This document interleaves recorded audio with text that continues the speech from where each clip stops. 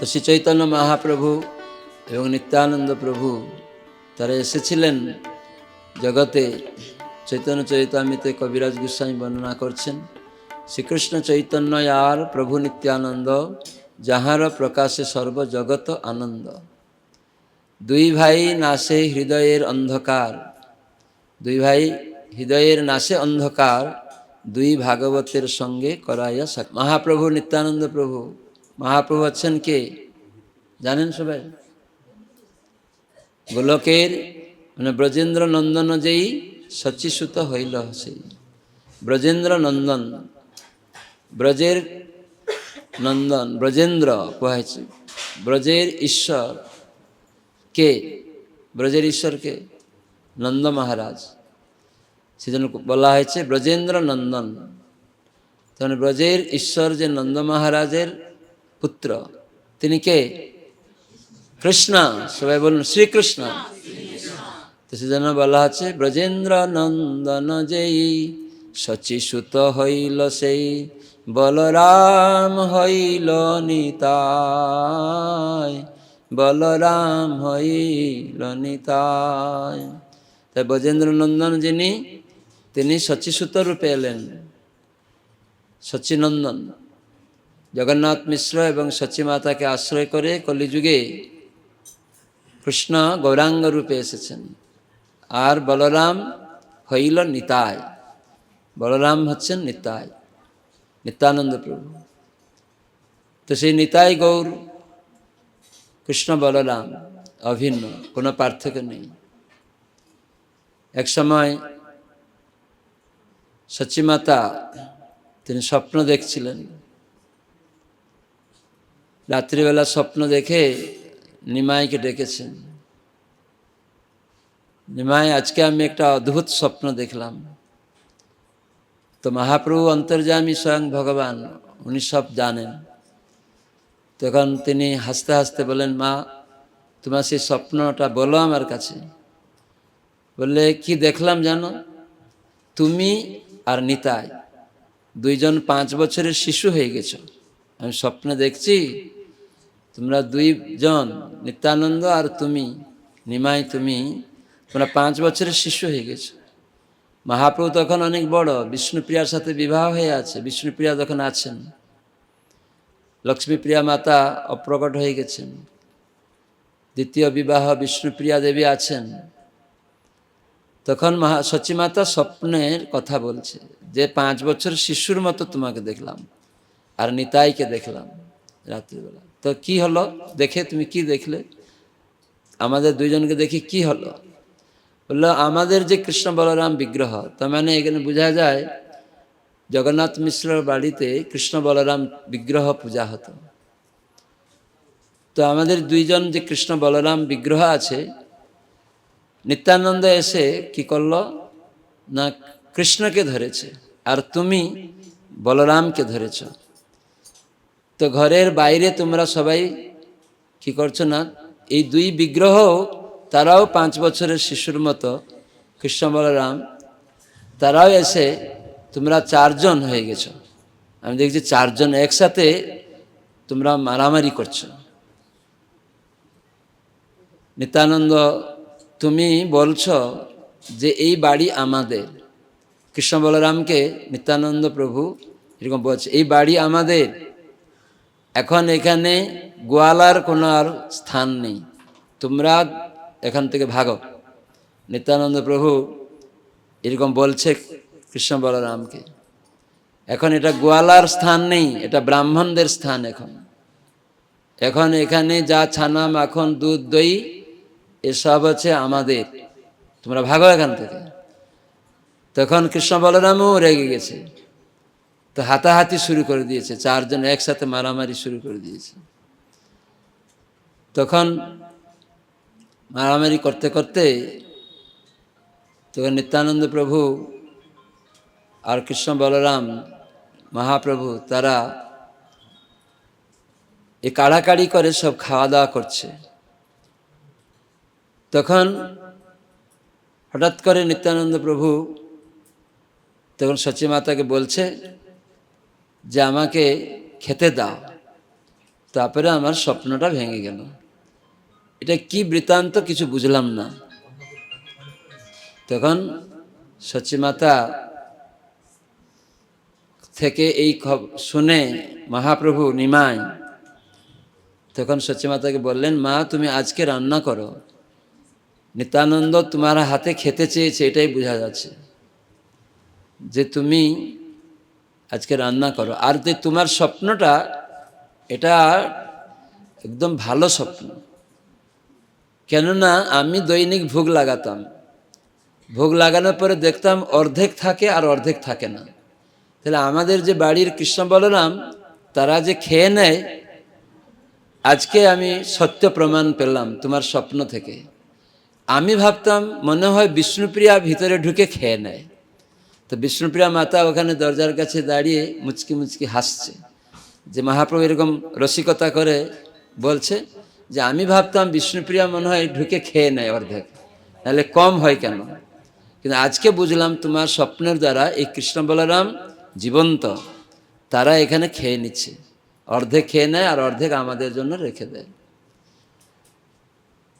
তো এইভাবে মহাপ্রভু আর সচিমাতার সাথে আলোচনা হওয়ার পরে বললেন যে আমি এখন নিতাইকে ডাকতে যাচ্ছি। শ্রীবাস অঙ্গনে তখন নিত্যানন্দ প্রভু রয়েছেন। মহাপ্রভুর আবির্ভাব স্থান যে যুগপীঠ আছে, সেখান থেকে শ্রীবাস অঙ্গন বেশি দূর নয়, খুব কাছে। তখন সচিমাতা বিভিন্ন পদে রান্না বান্না করা শুরু করলেন, আর নিত্যানন্দ প্রভু তিনি চলে গেলেন শ্রীবাস অঙ্গনে। গিয়ে নিত্যানন্দ প্রভুকে বললেন, আজকে তোমাকে আমার বাড়িতে ভিক্ষা গ্রহণ করতে হবে। সাধারণত ভিক্ষা মানে প্রসাদ, সাধু সন্ন্যাসীদের গৃহস্থ বাড়িতে ডেকে খাওয়ানো যেটাকে বলা হয় ভিক্ষা। তখন মহাপ্রভু গিয়ে বললেন, আজকে আমার বাড়িতে ভিক্ষা গ্রহণ করতে হবে।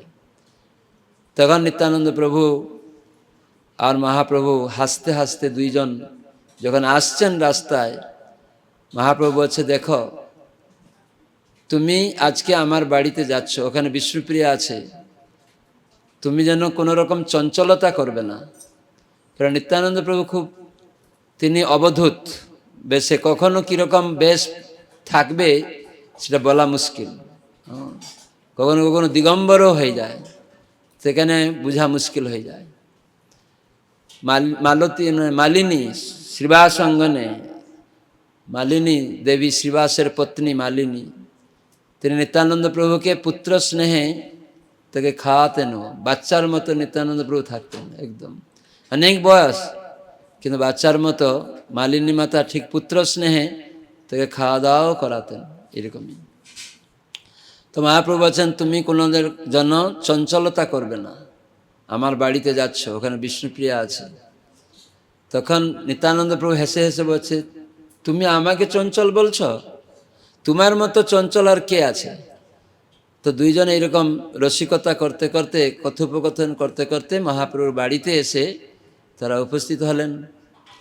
আর উপস্থিত হয়ে তখন মহাপ্রভু এবং নিত্যানন্দ প্রভু পাদ প্রক্ষালন করে ইতিমধ্যে সচিমাতা রন্ধন করে সব রেডি করে রেখেছেন একদম অনেক পদে। তখন তারা আসনে গিয়ে বসলেন, আর সচিমাতা সুন্দর পদ সব নিতাই এবং গৌর নিমাই, নিতাই নিমাইকে পরিবেশন করতে লাগলেন, তারা খেতে লাগলেন। তখন সচিমাতা দেখছে, হঠাৎ করে খেতে দিতে দিতে দেখছে এই নিতাই গৌর কৃষ্ণ বলরাম হয়ে গেছে। হরি বল, হরে কৃষ্ণ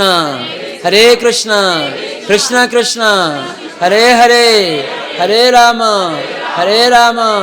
রাম রাম হরে হরে। আবার সঙ্গে সঙ্গে দেখছেন নিমাই নিতাই হয়ে গেছে, আবার দেখছে নিতাই গৌর হয়ে গেছে।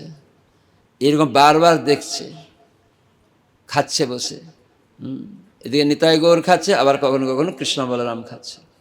এরকম দেখতে দেখতে সচিমাতা অবাক হয়ে গেছে। 5 বছরের শিশু যেটা স্বপ্নে দেখেছিল নিতাই নিমাইকে বড়ভাবে খাওয়াচ্ছে, কিন্তু দেখছে 5 বছরের শিশু হয়ে নিতাই নিমাই তখন খাচ্ছে। আবার সঙ্গে সঙ্গে দেখছে তাদের কৃষ্ণ বলরাম, বাড়ির সেবিত কৃষ্ণ বলরামকে দেখছে, তারাও 5 বছরের শিশুর মতো তারাও খাওয়া দাওয়া করছে। এটা দেখে সচিমাতা একদম তিনি অজ্ঞান হয়ে গেছেন, প্রেমে বিহ্বল হয়ে ওখানে পড়ে গেছেন। তখন মহাপ্রভু বুঝতে পেরেছেন, তো মহাপ্রভু জল টল দিয়ে তাকে আবার চেতনা ফিরিয়ে এনেছেন, তুলে নিয়ে এসছেন। তো এভাবে বোঝা যায় কৃষ্ণ বলরাম আর নিতাই গৌর কোনো পার্থক্য নেই। হরি বল, নিত্যানন্দ প্রভু কি, মহাপ্রভু কি। তো এইখানে এই স্বপ্নে এবং সচিমাতা এই সমস্ত বৃত্তান্ত দেখা গেল যে কৃষ্ণ বলরাম এবং নিতাই গৌর অভিন্ন। সেই জন্য ব্রজেন্দ্র নন্দন যেই শচীসুত হইল সেই বলরাম হইল নিতাই। তো এইভাবে আমরা সেই কৃষ্ণ বলরাম এখন এই কলিযুগে এসে তারা কি করছেন, মহাপ্রভু নিত্যানন্দ প্রভু শ্রীকৃষ্ণ চৈতন্য আর প্রভু নিত্যানন্দ, যাহার প্রকাশে সর্ব জগত আনন্দ। যাদের আবির্ভাব হলো এই কলিযুগে, সমস্ত জগৎবাসী নিত্য আনন্দে বিভোর হয়ে উঠেছে, একদম এত আনন্দ পাচ্ছে মানুষ। আর তারা এসে কি করলেন না, দুই ভাই হৃদয়ের নাশে অন্ধকার, দুই ভাগবতের সঙ্গে করাইয়া সাক্ষাৎকার। দুই ভাই এসে কি করলেন না, হৃদয়ের নাশে অন্ধকার। অন্ধকার অজ্ঞানতা কি, আমাদের অজ্ঞানতা আছে কে জানে? আমাদের অজ্ঞানতাটা কি? আমি এই দেহ, এই অজ্ঞানতা। আমি এই দেহ, হিন্দু মুসলিম খ্রিস্টান, এই দেহের পরিচয়, এটাকে বলে অন্ধকার, অজ্ঞান। আমি দেহ নই, আমি আত্মা। সেজন্য আমরা বলি আমার দেহ বলি, হ্যাঁ কি না? কয়জন আমি দেহ বলে? সব বলুন। পাত্র মহাশয় কি বলে? আমি দেহ বলে না আমার দেহ বলে? আমি দেহ বলি না আমার দেহ? আমার দেহ বলি। তো বাড়ির পাত্র মহাশয় বলছেন না আমার দেহ বলি। তাহলে আমি কে প্রশ্ন আসে না, হ্যাঁ কি না? প্রশ্ন এসে যাচ্ছে, তাহলে আমার দেহ বলেন, তাহলে আমি কে? এই প্রশ্ন আমাদের করা উচিত। এটা কে করতে পারে? মানুষ করতে পারে, পশু পাখিরা করতে পারবে না। মানুষই এই প্রশ্ন করবে যে আমি কে। আমার দেহ বলছি, তাহলে আমি কে? এখন স্কুল কলেজ ইউনিভার্সিটি কত কিছু হচ্ছে, অনেক ডিগ্রি লাভ করছে মানুষ, কিন্তু কেউ জিজ্ঞাসা করে না। সবাই বলে আমি দেহ, কোনোদিন কেউ বলে না। আমার দেহ বলে, কিন্তু কখনো কারোর মধ্যে প্রশ্ন উদয় হয় না আমি কে। আমার দেহ বলছি, তাহলে আমি কে, হ্যাঁ কি না? এই প্রশ্ন কেউ তো করে না, স্কুল কলেজে কেউ করে না, ছাত্ররা শিক্ষকেরা কেউ কোথাও না, সারা বিশ্বে কেউ করে না। কিন্তু ভক্ত সঙ্গ লাভ করলে, গীতা ভাগবত শ্রবণ কীর্তন হলে, তখন এই ধরনের প্রশ্ন এসে উপস্থিত হয়। আমরা অনেক পণ্ডিত থাকতে পারি, অনেক অভিজ্ঞ থাকতে পারি, পিএইচডি ডক্টরেট করতে পারি, কিন্তু সেই বুদ্ধি আমাদের মধ্যে জাগ্রত হয় না। মহাপ্রভুর প্রিয় পার্ষদ ছিলেন সনাতন গোস্বামী। সনাতন গোস্বামী তিনি 500 বছর পূর্বে বাংলার নবাব হোসেন শাহর প্রধানমন্ত্রী ছিলেন। তখন বাংলার গৌড় দেশ, মানে গৌড় ছিল রাজধানী, মালদা জেলা, পশ্চিমবঙ্গে মালদা আছে, তো এটা ছিল গৌড়ের রাজধানী। আর ওই রাজধানীতে নবাব মুসলিম রাজা হোসেন শাহ ছিল। আর তখন তিনি সনাতন গোস্বামীকে রেখেছিলেন প্রধানমন্ত্রী পদে, আর সনাতন গোস্বামীর ভাই রূপ গোস্বামীকে তিনি রেখেছিলেন অর্থমন্ত্রী। তার মানে তৎকালীন সময় স্বর্ণ মুদ্রা নৌকা বুঝাই করে অর্থমন্ত্রী নিয়ে যাচ্ছেন। তার মানে কত সোনার মানে পয়সা, মোহর। এখনকার কারো বাড়িতে সোনার 1 টাকা পাওয়া যাবে? হয়তো কারো বাড়িতে থাকতে পারে, কিন্তু নৌকা বুঝাই করা পাওয়া যাবে? পাওয়া যাবে না। সেই সময় 500 বছর আগে এইরকম সব মহাপ্রভুর প্রিয় ভক্তরা ছিলেন। বড় বড় সমস্ত উচ্চকুলে জন্ম, আবার কেউ কায়স্থ বা ব্যবসায়ী, কিন্তু তারা ছিলেন কোটি কোটি লক্ষ লক্ষ স্বর্ণ মুদ্রার মালিক ছিলেন সব, বুঝতে পারছেন? ইন্দ্রের মতো ঐশ্বর্যও ছিল। তৎকালীন সময় 500 বছর পূর্বে রঘুনাথ দাস গোস্বামী আমরা শ্রবণ করি, ষড় গোস্বামীর অন্যতম। তার বাবা জেঠা মধ্যে একটাই পুত্র ছিল, বাপ জেঠার, তো সেই বাপ জেঠার একমাত্র পুত্র রঘুনাথ দাস, তার মানে তাদের ইনকাম ছিল কত জানেন? 20 লক্ষ মুদ্রা, 20 লক্ষ স্বর্ণ মুদ্রা, মানে বাৎসরিক ইনকাম। এখন শুনে অবাক হয়ে যাবে না সবাই? কিন্তু অনেক লোক ভাবে সাধু যারা তারা সব ভিখারি, কিন্তু আমাদের আচার্যদের যদি আমরা দেখি, গোস্বামীরা, তারা কেউ ভিখারি ছিল না। অনেকে ভাবে যারা খেতে পায় না তারা হরে কৃষ্ণ করবে। কিন্তু এখন আমরা যদি দেখি ইস্কনে আমাদের গুরুদেব ছিল জয়প্রতাপ স্বামী গুরু মহারাজ, তার রঙের ফ্যাক্টরি ছিল, কোটি কোটি ডলার মালিকের পৌত্র ছিলেন ছিল জয়প্রতাপ স্বামী গুরু মহারাজ। তিনি 19 বছর বয়সে প্রভুপাদের সঙ্গ লাভ করেই মায়াপুরে চলে এসেছিলেন। আর মায়াপুরে এসে হাল করেছেন, সবজি চাষ করেছেন, সাইক্লিং করে কৃষ্ণনগরে বেগুন, টমেটো আর মূলা বিক্রি করে টাকা এনে মায়াপুরকে চালিয়েছেন। আর এখন মায়াপুরকে বড় করেছেন কে? জয়প্রতাপ স্বামী। উনি কোটিপতি ডলারের সন্তান। তাহলে অনেকে ভাবে সাধু মানে যারা খেতে পায় না, ভিখারি, তারাই সাধু হবে, এরকম বহু মানুষের ধারণা। কিন্তু যদি আমরা দেখতে চাই সত্যিকারে, যে আমরা যদি আচার্যদের দেখি, রঘুনাথ দাস, রূপ গোস্বামী, সনাতন গোস্বামী, ওরা কেউ সাধারণ লোক ছিলেন না। তারা এরকম প্রধানমন্ত্রী, মুখ্যমন্ত্রী, মানে ছিলেন অর্থমন্ত্রী। তো তারা শুদ্ধ ভক্ত। আর রঘুনাথ দাস শুদ্ধ ভক্ত। তাদের এই টাকা পয়সার প্রতি কোনো আসক্তই ছিল না, বড় বৈরাগী। বাপ জেঠা একমাত্র ছেলে বলে তাকে বেঁধে রাখতে চেয়েছিল যাতে না চলে যায়। কিন্তু যারা চৈতন্যের প্রেমে বাতুল হয়ে যাবে, তারা এই টাকা পয়সা তিক্তা তূর্ণম তুচ্ছবৎ, মানে এই তৃণের মতো, ঘাসের মতো তাদের ত্যাগ করে চলে যাবে। যদি মহাপ্রভু স্বয়ং কৃষ্ণ, তার প্রেমে যদি কেউ বাতুল হয়ে যায়, তার কাছে টাকা পয়সা, সুন্দরী অপ্সরী মতো স্ত্রী সব তুচ্ছবৎ ত্যক্তা। একবার রঘুনাথ দাস যখন শুনলেন হরিদাস ঠাকুরের মুখে, তাদের পুরোহিত কুলগুরু ছিল যদুনন্দন আচার্য বলাই পুরোহিত, সেখানে রঘুনাথ দাস গিয়ে হরিদাস ঠাকুরের সঙ্গ করেছিলেন।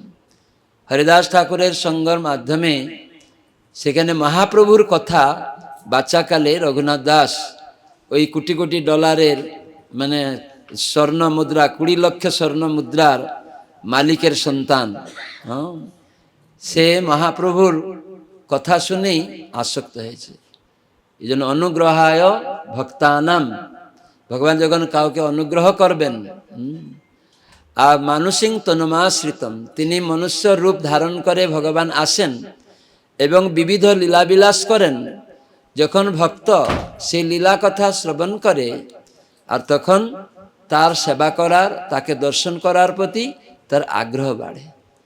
রঘুনাথ দাস তো মহাপ্রভুকে দর্শন করেননি, কিন্তু কেবল মহাপ্রভুর প্রিয় ভক্ত হরিদাস ঠাকুর থেকে শ্রবণ করেছিলেন মহাপ্রভুর কথা, যার ফলস্বরূপ রঘুনাথ দাস মহাপ্রভুর সঙ্গ পাওয়ার প্রতি, তার দর্শনের প্রতি আকৃষ্ট হয়ে পড়েছিল। আমরা দেখি রুক্মিণী মাতা, রুক্মিণী মাতা তার বাড়িতে সাধু সন্তরা আসতেন। আগিকার সব রাজাদের বাড়িতে সাধু সন্ন্যাসীরা, এমনকি দেবতারাও আসতেন, মুনি ঋষিরাও আসতেন। রুক্মিণী মাতা যখন তার বাড়িতে সাধুসঙ্গ হতো, সেখানে উনি বাচ্চাকালে শুনতেন কৃষ্ণের কথা, কৃষ্ণের গুণ কীর্তন শুনতেন। কৃষ্ণ পরম সুন্দর, তিনি সর্বশক্তিমান, এসব কৃষ্ণের মহিমা কথা শুনতেন রুক্মিণী মাতা ছোটবেলায়। তখন তিনি যখন বড় হন, তখন এই কৃষ্ণের প্রতি আসক্ত হয়েছেন ছোট থেকেই। তাই তিনি ভাবছেন, যদি আমি কাউকে পতিরূপে বরণ করতে চাই, তাই সেই ভুবন সুন্দর, সেই সর্বশক্তিমান, সেই কৃষ্ণকেই কেবল আমি স্বামী রূপে গ্রহণ করব, আর কাউকে আমি গ্রহণ করব না। দেখেনি, কিন্তু তার গুণকীর্তন শুনে তার প্রতি আসক্ত হয়েছেন। সেই জন্য ভগবান কখনো কখনো লীলাবিলাস করতে এই জগতে আসেন, মনুষ্য আকার ধারণ করেন এবং তিনি বিবিধ লীলা প্রকট করেন।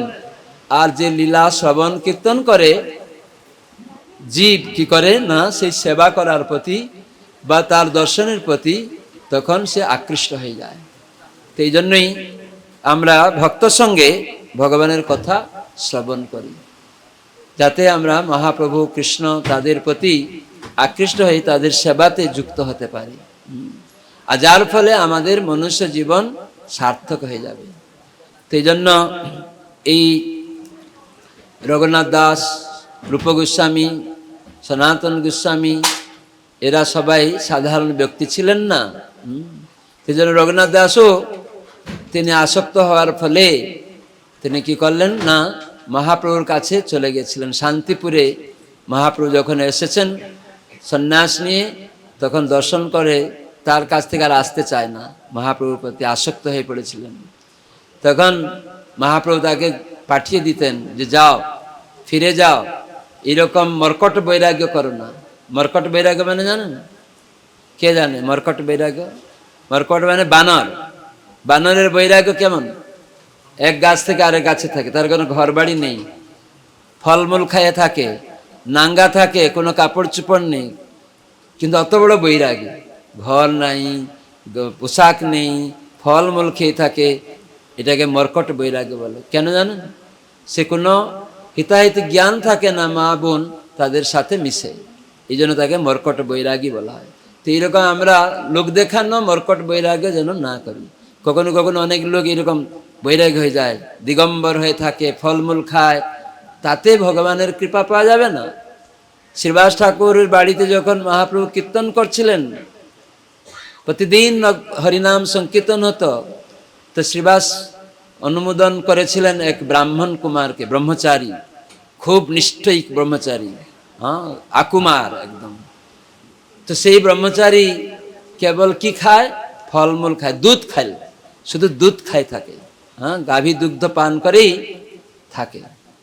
তো শ্রীবাস ঠাকুর তাকে আমন্ত্রণ করছে, ও ব্রহ্মচারী মানে যোগ্য, হরিনাম সংকীর্তনে মহাপ্রভুর সঙ্গ লাভ করবে, ডেকে নিয়ে এসছে। তখন মহাপ্রভু কিছু সময় পরে বলছে, শ্রীবাস আজ আমার আনন্দ হচ্ছে না, কোনো বিজাতীয় মানুষ এখানে ঢুকে বসে আছে। তখন শ্রীবাস ঠাকুর সত্যি কথাটা বললেন, অন্য তো কেউ নেই, আমি তো যাকে ডেকে নিয়ে এসেছি ও তো ব্রাহ্মণ কুমার, ও তো ব্রহ্মচারী, কেবল দুগ্ধ পান করে, কত বড় তপস্বী, তাহলে সে কি যোগ্য না? তখন মহাপ্রভু গিয়ে বললেন মহাপ্রভুর কাছে, মহাপ্রভু এই ব্রাহ্মণ কুমার, এ তপস্বী, এ দুগ্ধ পান করে। মহাপ্রভু বললেন, এইরকম ব্রহ্মচারী ব্রত অবলম্বন করে, তপস্যা করে, দুগ্ধ পান করে, ভগবানের কৃপা সে লাভ করতে পারে না। তখন সেই পয়পানকারী, দুগ্ধ পানকারী ব্রহ্মচারী তখন বুঝতে পারছে যে এত তপস্যা, এত কঠোর ব্রত, এতেও কৃষ্ণের কৃপা পাওয়া যায় না, মহাপ্রভুর সঙ্গ লাভ করা যায় না। তখন সে খুব খেদ করতে করতে মনে দুঃখ, তাই বেরিয়ে যাচ্ছে, গেটের বাইরে চলে যাচ্ছে। কি অনুশোচনা করছে? ও এত বড় তপস্যা হলেও, কেবল দুগ্ধ পান করে, ব্রহ্মচর্য আকুমার ব্রত ধারণ করলেও, ব্রহ্মচারী হলেও ভগবানের কৃপা পাওয়া যাবে না, ভগবানের নাম সংকীর্তনে অংশগ্রহণ করার যোগ্যতা নেই, এরকম খেদ করছে, অনুশোচনা করছে, বেরিয়ে যাচ্ছে। তখন মহাপ্রভু, শ্রীবাস এই পয়পানকারী ব্রহ্মচারীকে ডেকে দাও, ওর যোগ্যতা হয়ে গেছে এখন। কেন? আগে অভিমান ছিল, অহংকার ছিল। অনেক সময় আমরা ব্রহ্মচারী, আমি সন্ন্যাসী, আমি খুব তপস্বী, আমি ব্রাহ্মণ, আমি ভগবানের সেবা করার যোগ্যতা অর্জন করেছি, এই যে অভিমান, অহংকার, ভগবানের কৃপা পাওয়া যাবে না। তো সেজন্য ভগবানের কৃপা পাওয়া যাবে যখন কেউ নিজেকে দম্ভ অহংকার থেকে মুক্ত হতে পারবে। অভিমান শূন্য নিতায় নগরে বেড়ায়। হ্যাঁ, সেজন্য শরণাগতি মহাপ্রভু শিখাতে এসেছিলেন। শ্রীকৃষ্ণ চৈতন্যয়া, শ্রীকৃষ্ণ চৈতন্য প্রভু জীবে দয়া করি, সপার্ষদ ধাম সহায় অবতরী, অত্যন্ত দুর্লভ প্রেম করিবারে দান, শিখায় শরণাগতি ভকতের প্রাণ। এই গান কে জানে? নাম একটা পরিচয় আছে শরণাগতির, কে কে জানে? হাত তুলুন। একজন জানে, বলো এবারে। পরে দৈন্য আত্মনিবেদন গুপ্তৃতে বরণ, অবশ্য রাখিবে কৃষ্ণ বিশ্বাস পালন। দৈন্য আত্মনিবেদন। দৈন্য মানে কি জানেন কি? দৈন্য মানে অভিমান শূন্য। তার মানে অভিমান থাকলে হবে না। আমি ব্রহ্মচারী, আমি সন্ন্যাসী, আমি নৈষ্ঠিক গৃহস্থ, আমি ব্রাহ্মণ, আমি তপস্বী, এই যদি অভিমান থাকে, আমি ধনী, আমি অনেক সুন্দর সুন্দরী, আমি বিদ্বান, এই যে অভিমান থাকে, অহংকার, মদ বলে তাকে, হ্যাঁ, সেই মদ অহংকার থাকলে কখনো ভগবানের কৃপা পাবে না। কুন্তী মাতা শ্রীমদ্ ভাগবতে প্রথম স্কন্ধে অষ্টম অধ্যায়ে তিনি বলেছেন, জন্ম ঐশ্বর্য শ্রুত শ্রীভি এধমান মদ পুমান।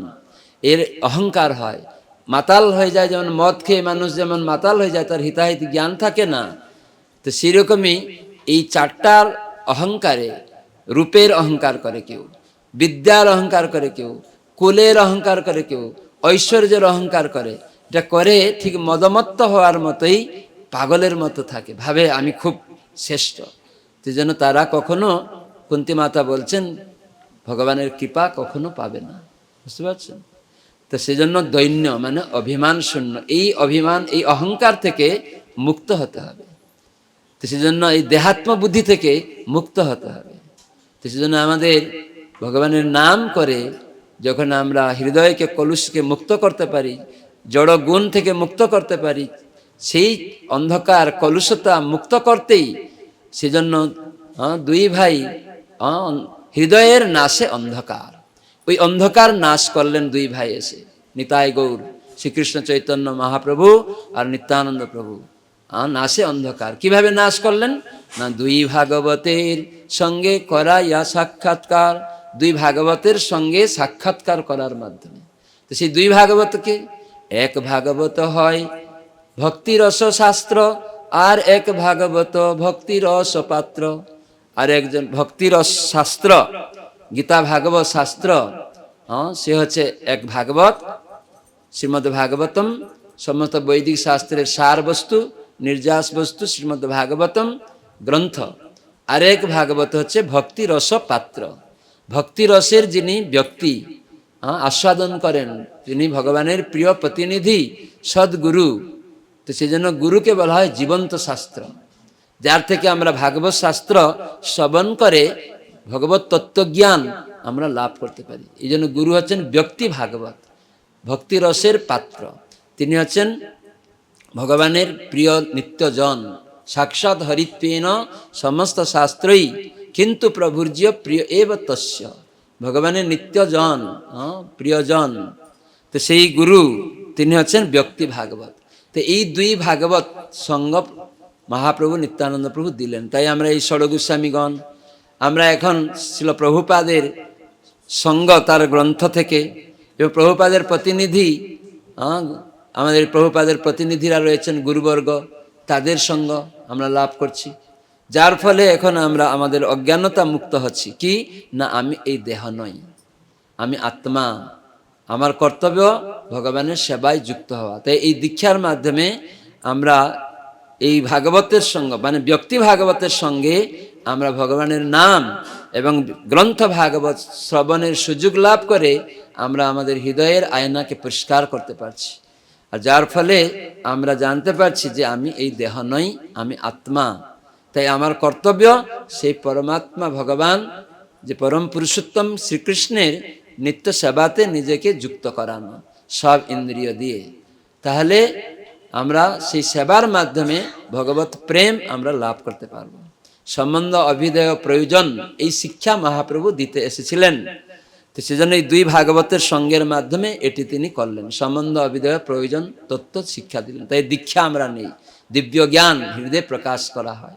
সেই দিব্য জ্ঞান কি না, সম্বন্ধ, কৃষ্ণ আমার নিত্য প্রভু, আমি তার নিত্য সেবক, তিনি নিত্য সেবনীয় পূজনীয়, তার সেবা করা আমার পরম কর্তব্য, এটা হচ্ছে সম্বন্ধ জ্ঞান।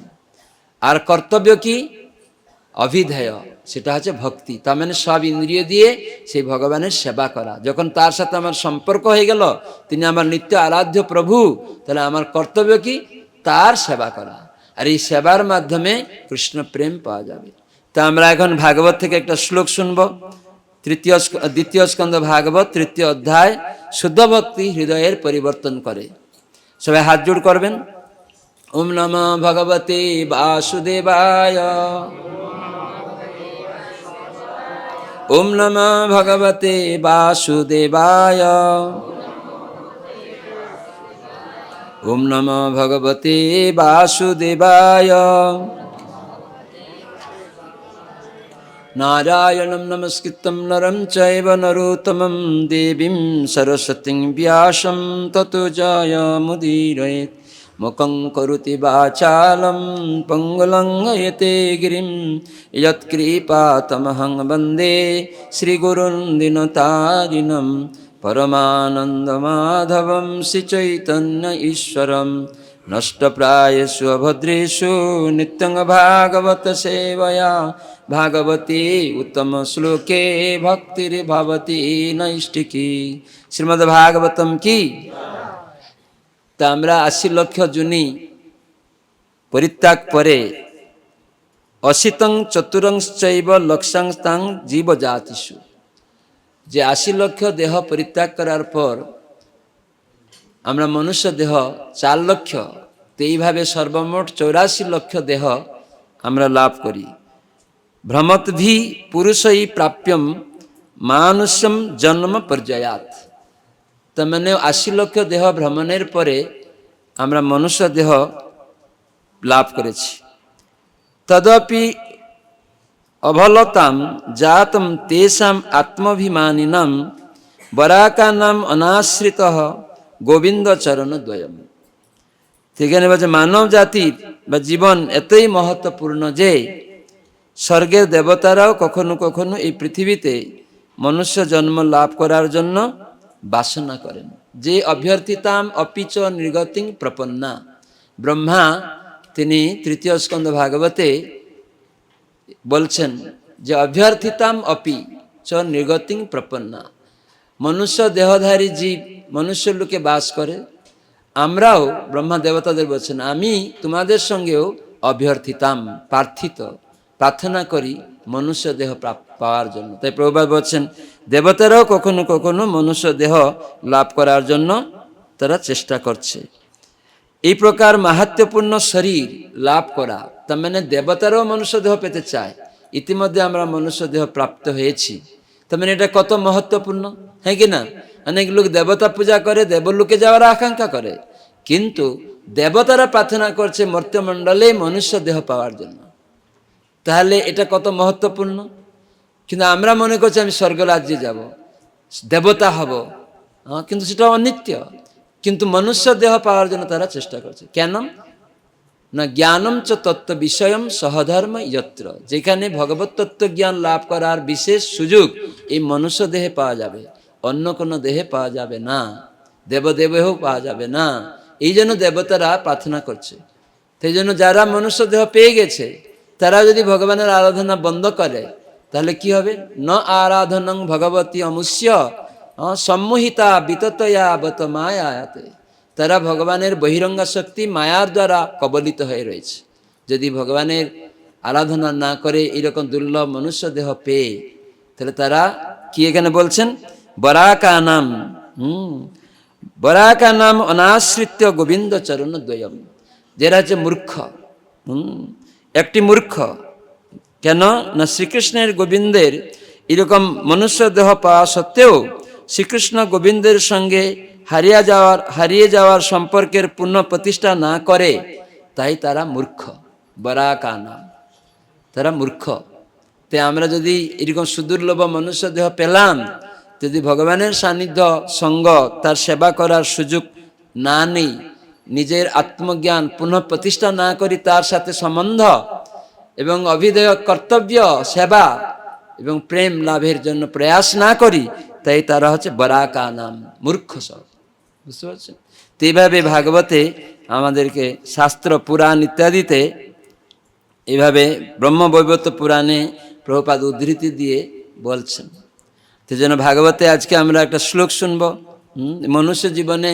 তাই গ্রন্থ ভাগবত এবং ব্যক্তি ভাগবত সঙ্গটাই গুরুত্ব রয়েছে, যাতে আমরা পুনঃ আমাদের এই যে ভগবানের সাথে যে আমাদের সম্বন্ধ স্থাপন করে ভগবানের সেবা করে ভগবদ্ধামে ফিরে যেতে পারি।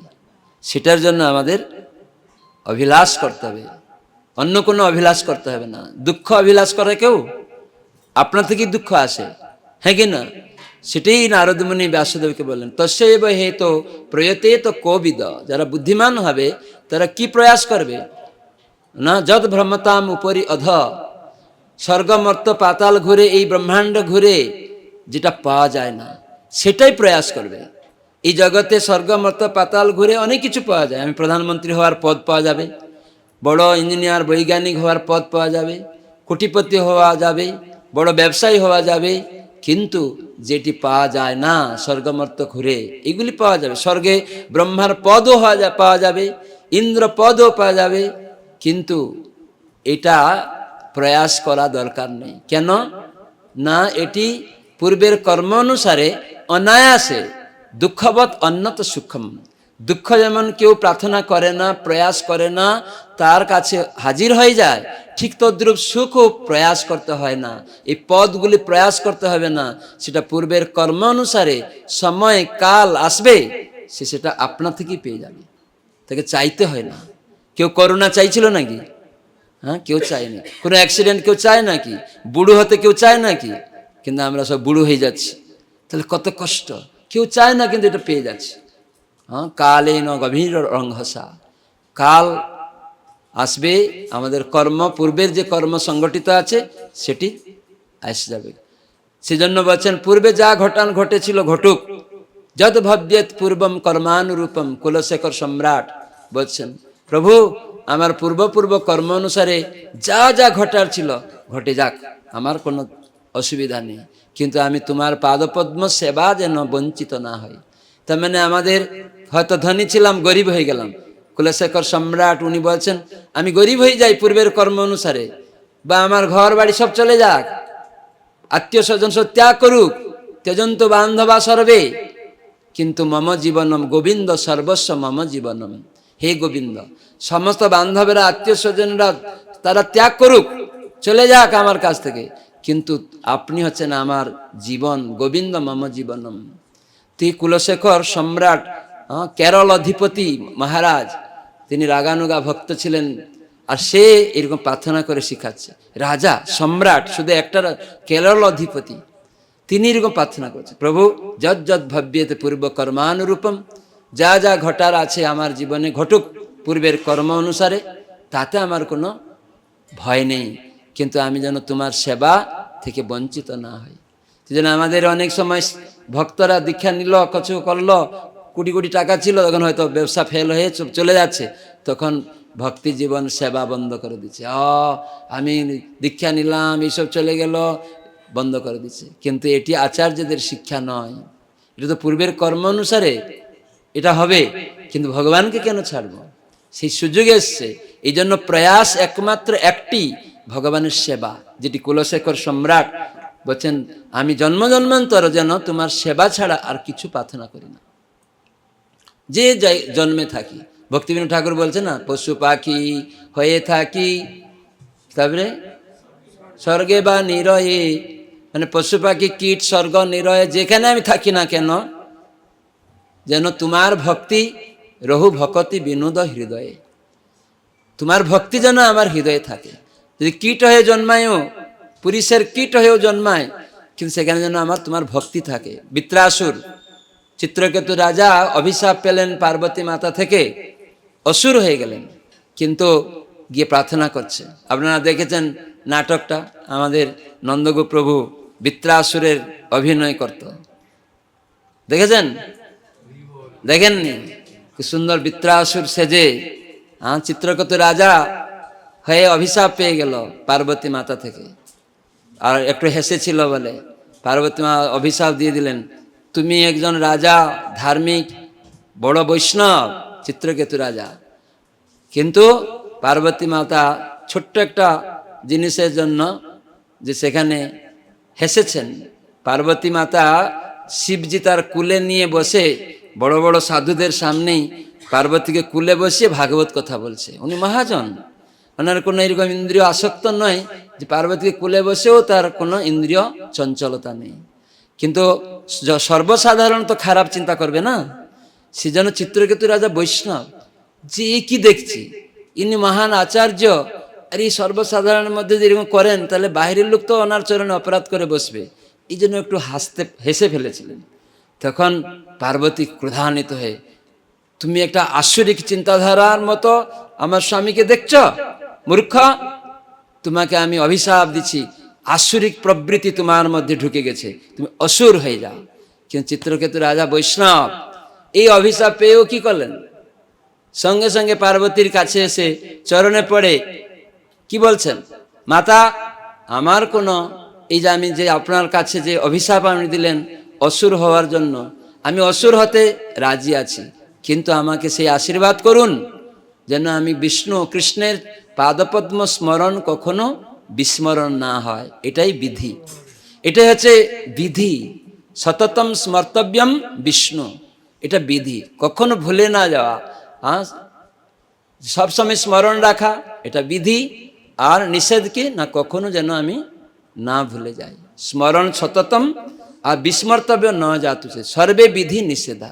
সেই জন্য চিত্রকেতু রাজা গিয়ে বললেন, প্রভু মাতা পার্বতী, যে আপনি অভিশাপ দিয়েছেন আমি অসুরজনী প্রাপ্ত হতে আমার কোনো অসুবিধা নেই। তোমার ভয় পাচ্ছে না, অসুর হতেও ভয় পাচ্ছে না। ভক্ত সেখানে তার পাল্টা অভিশাপ দিতে পারত, ওনার অত ক্ষমতা ছিল। শিবজি বললেন, পার্বতী তুমি হেরে গেলে কার কাছে? চিত্রকেতু রাজার কাছে। বৈষ্ণবের মহিমা তুমি বুঝতে পারলে না। দেখো, ওর এত শক্তি ছিল, তোমাকে খণ্ড খণ্ড করতে পারত পাল্টা অভিশাপ দিয়ে, কিন্তু ও করলো না। এই হচ্ছে বৈষ্ণবের মহত্ব। এই জন্য আমরা ভক্ত, কখনো যেন কেউ আমাদেরকে কিছু বলল আমরা পাল্টা তার প্রতিশোধ নেওয়ার চেষ্টা করি, এটা বৈষ্ণবের লক্ষণ না। এটা ভক্তই না, সে শুধু নামে দীক্ষা নিয়েছে, পাল্টা প্রতিশোধ নেওয়ার আজকাল দেখছি অনেক ভক্তদের মধ্যে এরকম দেখা যায়, কিন্তু ভক্ত এরকম করবে না। আজকে শুনছিলাম বলছে এরকম ভক্তরা দ্বন্দ্ব করে খড়গপুরে মহারাজ, তার নামে বলে এরকম কি ঠিক? তার মানে ওরা ভক্ত না, কেবল লোক ঠকানো, সাধুর বেশ সাজছে, এটা খারাপ। ইস্কনের বদনাম, গুরুদেবের বদনাম না করা উচিত। নিজে সেজে ভক্তের মহিমা প্রকাশ করা উচিত, কিন্তু অন্য ভক্ত কিছু সেবা করছে বা কোনো কিছু আমার সাথে হয়ে গেল, তখন আমি পাল্টা তার প্রতিশোধ নেওয়ার চেষ্টা। এই তো পার্বতী মাতার সাথে কিছু হয়ে গেল, চিত্রকেতু রাজাকে অভিশাপ দিলেন, কিন্তু অসুর হতেও রাজি, কিন্তু বলছেন আমি যেন বিষ্ণু পাদপদ্ম বিস্মরণ না ঘটে, এই আশীর্বাদ করুন। ওনার ক্ষমতা ছিল ওনাকে কিছু করার, কিন্তু করলেন না। এটাই শিবজি আশ্চর্য হয়ে গেছিলেন। শিবজি মহাজন না, তিনি বললেন, দেখো পার্বতী, এই হচ্ছে রাজা চিত্রকেতু। তো এই বৃত্রাসুর হয়ে গেল, অসুর হয়ে গেল, পরে অসুর হলেও সর্বদা ভগবানের স্মরণ সব সময়। তো সেজন্য ভক্তরা কখনো তারা কোন কুলে, অসুর কুলে যাচ্ছে না কীট পতঙ্গ হচ্ছে তাতে যায় আসে না। ইন্দ্রপদ পেল বা কোনো নরকে গেল, বৃন্দাবনে আছে বা কোন জায়গায় আছে, সেটা ভক্তরা কোনো বিচার করে না। যে কোনো স্থানে তারা ভগবানের সেবা করার জন্য প্রস্তুত থাকে। তো সেই জন্য আমাদের সেই জিনিস লাভ করতে হবে। তো এই জন্যই ভাগবতে এই সমস্ত ভক্তদের বৃত্তান্ত লীলা কথা বলা হয়েছে। তো এখানে আমরা যে শ্লোক বলবো, সবাই কিভাবে আমরা ভক্তি লাভ করব, যে এই ভক্তি সব ইন্দ্রিয় দিয়ে ভক্তি করতে হবে। ইন্দ্রিয় দিয়ে সেবা, ভগবানের সেবাকেই ভক্তি বলে। সবাই বলুন, বিলেবৎ উরুক্রম বিক্রমান যে ন শৃণত কর্ণপুটে নরস্য জিহ্বা অসতি দাদ্রুরেক এব সুত ন চ উপগায়তি উরুগায় গাথা। বিলেবৎ উরুক্রম বিক্রমান যে ন শৃণত কর্ণপুটে নরস্য জিহ্বা অসতি দাদ্রুরেক এব সুত ন চ উপগায়তি উরুগায় গাথা। সবাই বলুন, যে ব্যক্তি ভগবানের শৌর্য এবং অদ্ভুত কার্যকলাপের কথা শ্রবণ করেনি এবং ভগবানের গুণগাথা কীর্তন করেনি, তার কর্ণরন্ধ্র সর্পের গর্তের মতো এবং তার জিহ্বা ভেকের জিহ্বার মতো এবং তার জিহ্বা অসতী নারীর জিহ্বার মতো। বুঝা গেল? তার মানে ভগবানের গুণ কীর্তন যে জিহায় হয় না, আর গুণ কীর্তন তার শৌর্য বীর্যের কথা, অদ্ভুত কথা কান দিয়ে শুনে না, কার? ভগবানের যে ব্যক্তি, তাহলে এখানে নিন্দা করা হলো। তার মানে এই সাধুগুরু বৈষ্ণবেরা বা শাস্ত্র কথা সাধু সঙ্গে আমরা করি কেন? মন্দির কেন হয়? যেখানে শ্রবণ কীর্তনের সুযোগ আসে, আর যেখানে আমরা ভগবানের কথা শ্রবণ কীর্তন করে আমাদের ইন্দ্রিয়কে পবিত্র করি, যেটাকে বলা হয় ভক্তি। সুযোগ নেই, যার ফলে ভগবানকে বশীভূত করা যায়। ভক্তিবশ মাধব। এই জন্য এখানে নিন্দা করা হলো যে কৃষ্ণ কথা বলছে না জিহ্বা, আর কৃষ্ণ কথা শ্রবণ করছে না, কৃষ্ণের শৌর্য বীজের কথা শুনছে না। তাহলে নিন্দা করা হলো কি না, ওই জিহ্বাটা ব্যাঙের জিহ্বা, আর এই কানটা কি বলা হলো? কানটা সাপের গর্তের মতো। আর জিহ্বাটাকে আর কি বলা হলো?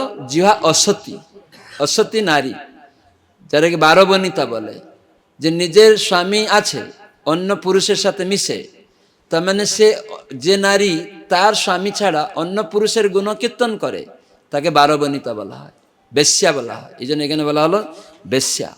তার মানে অসৎ কথা, বেশ্যা, বিসৃজ মতি সর্বস্ব হরণী। রঘুনাথ দাস গোস্বামী বলছেন, যদি আমরা ভগবানের কথা ছাড়া অন্য কথা বলবো, তো এই রঘুনাথ দাস গোস্বামী তিনি মনশিক্ষায় বলছেন অসৎ কথা, বেশ্যা, বিসৃজ মতি সর্বস্ব হরণী। মতি হরণ করে নেবে অসৎ কথাটা, বেশ্যার মতো। কেন বেশ্যা কেন বললেন? বেশ্যা কি করে? লম্পট পুরুষের সৌন্দর্যকে হরণ করে, তার অর্থ সঞ্চয় মানে যে টাকা পয়সাকে হরণ করে, তার প্রতিষ্ঠাকে হরণ করে। হ্যাঁ কি না? কোনো বেশ্যা অন্য একটা লম্পট পুরুষের সৌন্দর্য নিয়ে নেবে, তার টাকা পয়সা নিয়ে নেবে, তার মান মর্যাদা নিয়ে নেবে, সর্বস্ব হরণীম, তার মানে তার সব চলে যাবে।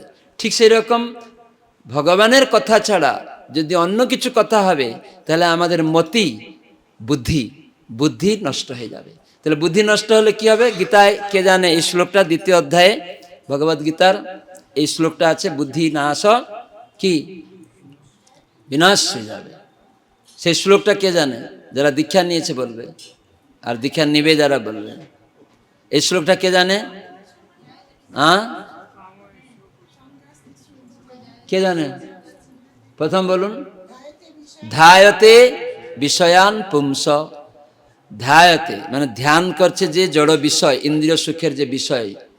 ধ্যায়তে বিষয়ান পুংস, তাহলে কি হবে? এটা ধ্যান করলে সঙ্গস্তেষু উপজায়তে।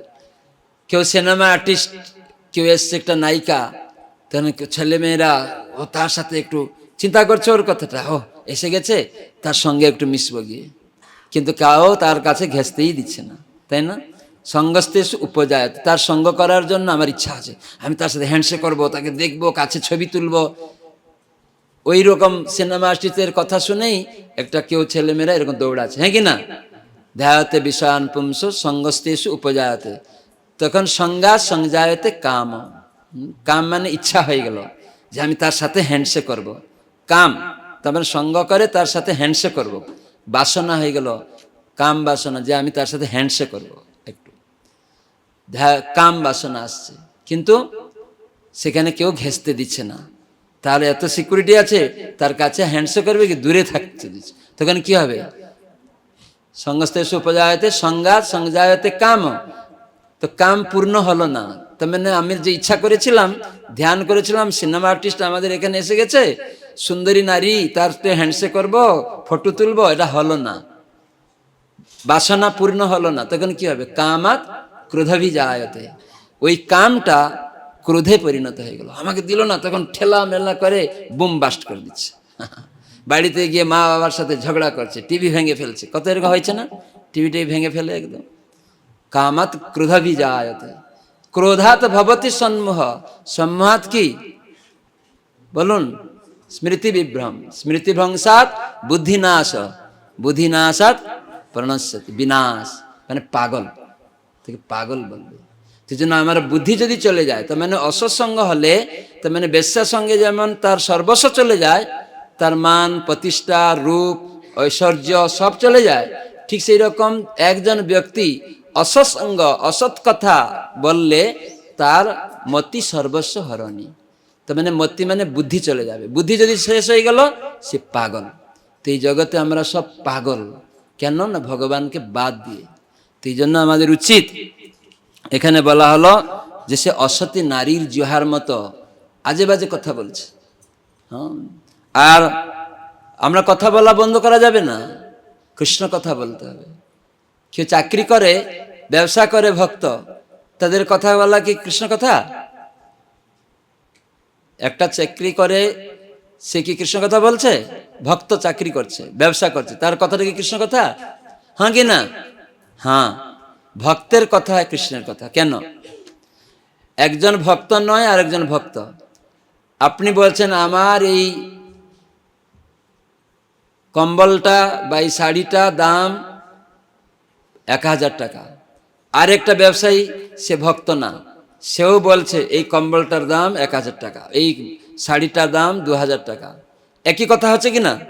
একটা ভক্তও বলছে বিক্রি করার সময়, আর একটা অভক্তও বলছে, একই কিনা? হ্যাঁ কিনা?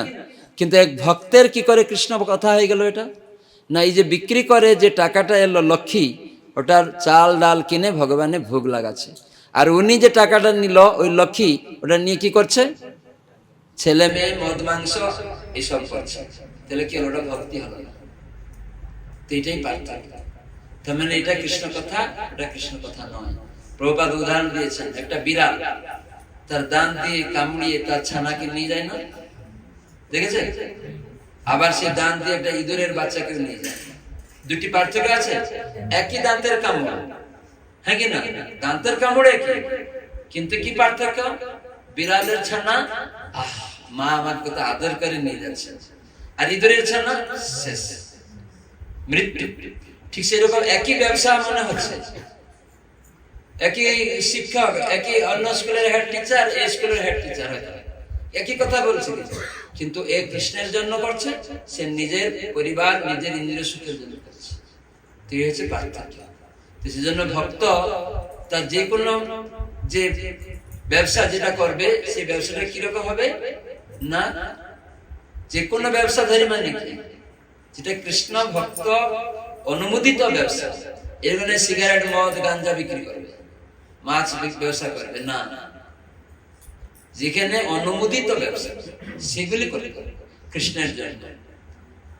তো এইভাবেই আমরা ভগবানের গুণ কীর্তন যদি শুনবো, ভগবানের কথা বলবো, তাহলে আমাদের ভক্তি যোগ হয়ে গেল, যার ফলে ভগবান বশীভূত হয়ে যাবে। কৃষ্ণের মধুর বাণী অমৃতের তরঙ্গিনী, তার প্রবেশ নাহি যে শ্রবণে, কানা করি ছিদ্র সম জানিহ সে শ্রবণ, তার জন্ম হইল কারণে। কৃষ্ণের মধুর বাণী যদি আমরা না শুনি কান দিয়ে, কানা করি ছিদ্র সম, ভাগবত বলেন কি সর্প গর্ত, অযথা সাপের গর্তে হাত দিলে কি হয়? কামড় দিলে।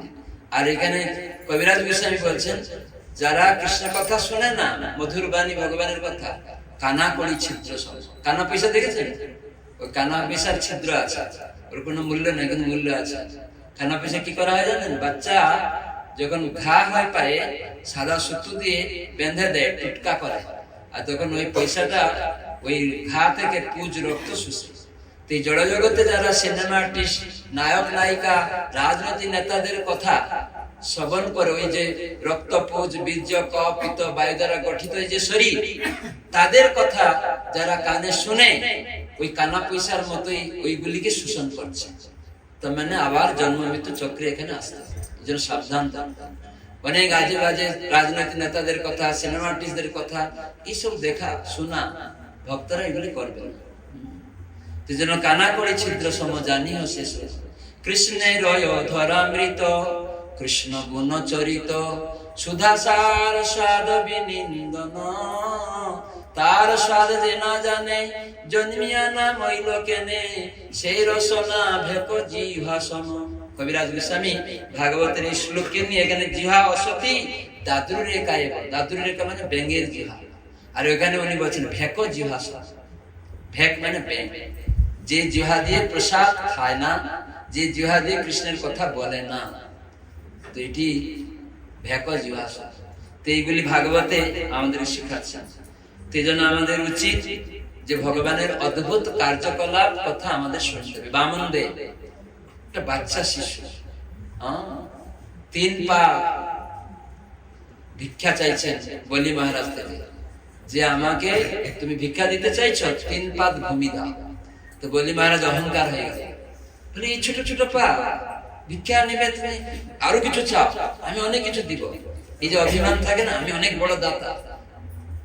কিন্তু বামন দেব তো স্বয়ং ভগবান বিষ্ণু, তিনি বলেন বলি আমার বেশি কিছু লাগবে না, আমি ব্রহ্মচারী না, আমার মাত্র 3 পাত ভূমি হলে বসে ভজন করতে সুযোগ পেলেই হবে, আমার বেশি কিছু জায়গা লাগবে। ঠিক আছে, তথা দিয়ে দিলেন সংকল্প করে। এই ভগবান তার পা বের করেছে, 1টা 2টা পা, 2টা পা দিয়ে কি হলো, স্বর্গ মর্ত পাতাল সব।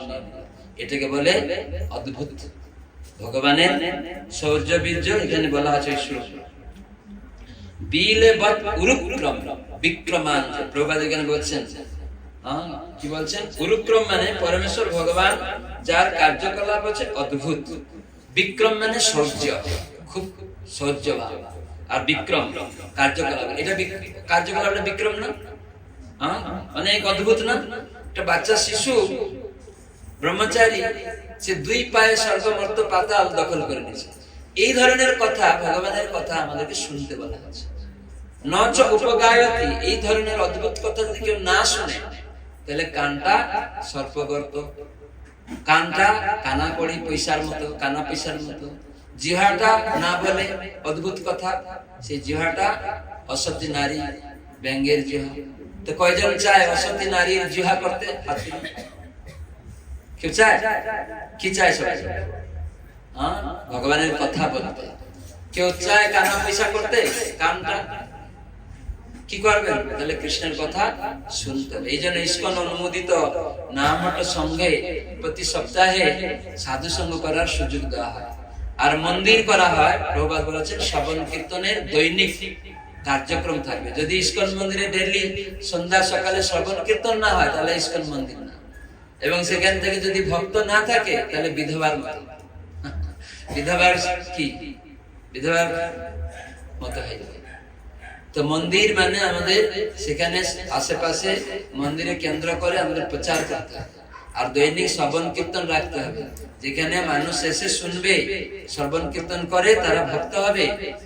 এবং বিভিন্ন আশে গ্রামে গঞ্জে, তারপরে পাড়াতে পাড়াতে সাধু সঙ্গ করার সুযোগ শিক্ষা নিয়ে তারা বসবে সপ্তাহে একদিন করে। এই জন্য আমাদের নামহট্ট মহামিলন খাতা তৈরি করা হয়েছে। গুরু মহারাজ উড়িষ্যায় ভদ্রক মন্দিরে উড়িয়া বইটা আমি দেখাচ্ছিলাম, বাংলা দিয়েছিলাম মায়াপুরে, তখন উড়িয়া নামহট্ট মহামিলন খাতা দেখালাম। গুরু মহারাজ সব দেখে প্রত্যেকটা জিনিস দেখছেন, জিজ্ঞাসা করছেন যে উড়িয়া ভাষা উনি পড়তে পারছেন না, বাংলা উনি পড়তে পারেন, কিন্তু উড়িয়াটা আমাকে জিজ্ঞাসা করছেন এখানে কি কি লেখা আছে। তা আমরা দেখালাম। এইরকম আপনারা এখন বইটা বেরিয়েছে, আগে থেকে হয়তো আমরা জানি না কিভাবে বসতে হবে, কি করতে হবে। প্রত্যেক ভক্ত যাতে সেবা করে, প্রচার করে। গুরু মহারাজ থেকে দীক্ষা নিয়ে আমরা দায়িত্ব নিলাম, কিন্তু এখন প্রচার করে না, তাহলে কিছু লাভ হবে না। তো সেই জন্য মহামিলন কি করে করতে হবে, 5-10 জন মানুষকে নিয়ে কি করে আমরা বসবো, বাড়িতে বাড়িতে, সপ্তাহে সপ্তাহে, এক এক পাড়াতে, এবং মন্দিরকে কেন্দ্র করে। এখানে পাশে যত সব জায়গা থাকবে ভক্ত, সব মন্দিরকে কেন্দ্র করে হতে হবে, স্বতন্ত্র ভাবে চলতে হবে। ইস্কন মন্দির যেখানে যাবে, প্রভুপাদ বলেছে সবাই মন্দিরের আনুগত্যে সেবা, এটা জিবিসির রুল। মন্দিরে অনুষ্ঠান হলে আসবে, মন্দির থেকে যে কোনো প্রোগ্রাম করবে। সেজন্য আমাদের জেলা প্রচারক নামটা প্রচার করছেন, সঙ্গে সঙ্গে সব শিখাচ্ছেন, আর আপনারাও সেগুলি করবেন। মন্দিরে এসে মনকে ধীর করতে চেষ্টা করবেন, আর নিজের বাড়িটাও মন্দির করবেন। সেখানে একটা ঘর থাকলেও রাধা কৃষ্ণ, যেমন এই বাড়িতে ওখানে সুন্দর রাধা কৃষ্ণ সব রাখা আছে, তো মন্দিরে সুন্দর করে সাজাবেন, যেন লোক দেখেই আকৃষ্ট হয়ে যায়, যেন মহিলা না থাকে। গুরু মহারাজ বলেছেন প্রত্যেক দীক্ষিত ভক্ত তার সিংহাসনে, যে গুরু পরম্পরায় যেন বড় গুরুদেবের ছবি রাখবে। পরম্পরা যে সাইজ, সেই সাইজে রাখবে। বড় ছবি এখানে আমি দেখলাম, গুরু মহারাজের ছবিটা বড় না, গুরু মহারাজ একদিন বহু জায়গায় আমাকে দেখাইছেন, ভিজিট করছিলেন, বলছে কেন আমার গুরুদেব থেকে আমার ছবিটা বড় কেন আছে?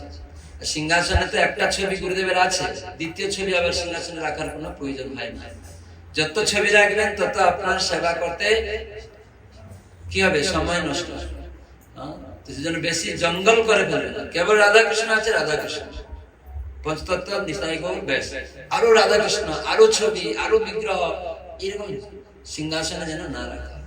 অন্য জায়গায় টাঙিয়ে রাখবেন যা কিছু, কিন্তু সিংহাসন যেন পরিষ্কার পরিচ্ছন্ন থাকবে, সেখানে যেন সবকিছু পরম্পরা যেন একই সাইজে থাকবে এবং সেখানে বড় থাকবে না।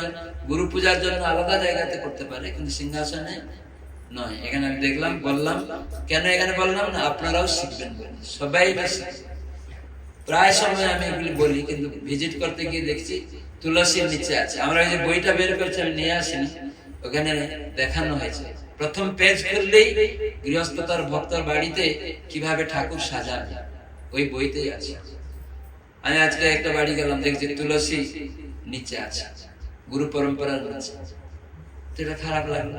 আমি বললাম যে এটা আপনারা লিডার সব অনেকবার শুনছেন, কিন্তু এখনো রয়ে গেছে, কেন এরকম? তো এইগুলি সবাই শিখুন, শিখান।